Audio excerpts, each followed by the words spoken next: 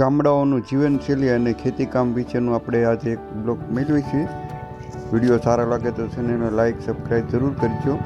અને મરચીનું જે વાવેતર ગામડાઓમાં કરે છે શિયાળાની મોસમની અંદર અને એના કેટલા પાણ પાવા પડે એ બધી આપણે માહિતી આપીશું. એટલે મરચી પાકી જાય આપણે જે મરચાં કહેવામાં આવે છે ને તે વિલેજ લાઈફનો આપણે વિડીયો બનાવીશું આજે.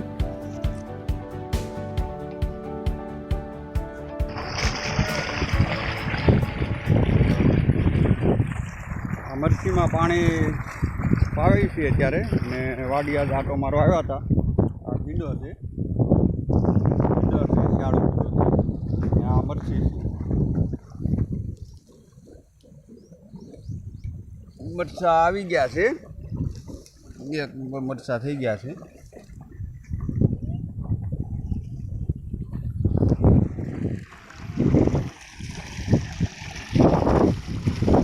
પાણી ચાલુ કરી દીધું છે વાડીએ.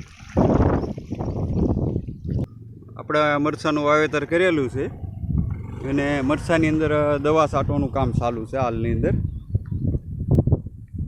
જો એકદમ લાલ ચટક મરચાં થઈ ગયા છે. અને વાડીએ મરચાં, મેથી ને કોથમરી ને એવું બધું હોય એટલે ભજીયાનો પણ પ્રોગ્રામ કરવાની એકદમ મજા આવે.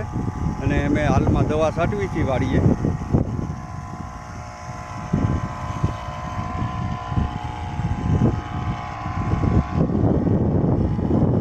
મરચીમાં દવા છાંટવી પડે છે આ રીતે.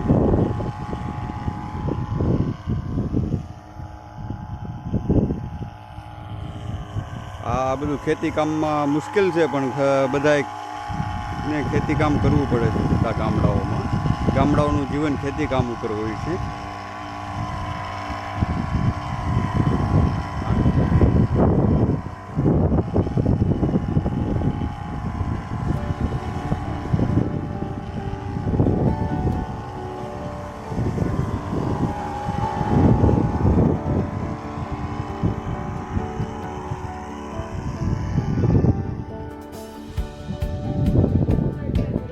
કમસે કમ 3.5 થી 4 મહિનામાં મરચી પાકી જાય છે અને આપણે મરચાંનું ઉત્પાદન થાય છે અને બજારમાં માર્કેટમાં મરચાં વેચાય છે. અને હાલની અંદર આપણે મરચાં પાકવાની તૈયારીમાં છે અને કમસે કમ 8 થી 10 પાણ પાવા પડે છે મરચીમાં, ત્યારે મરચાં પાકે છે.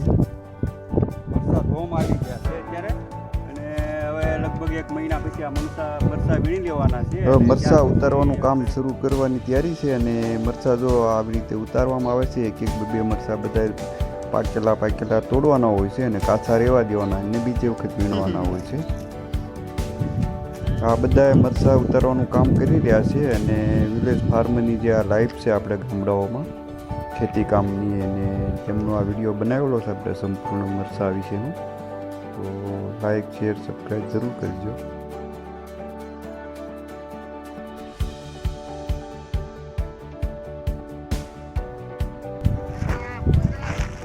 મરચા કહેવાય.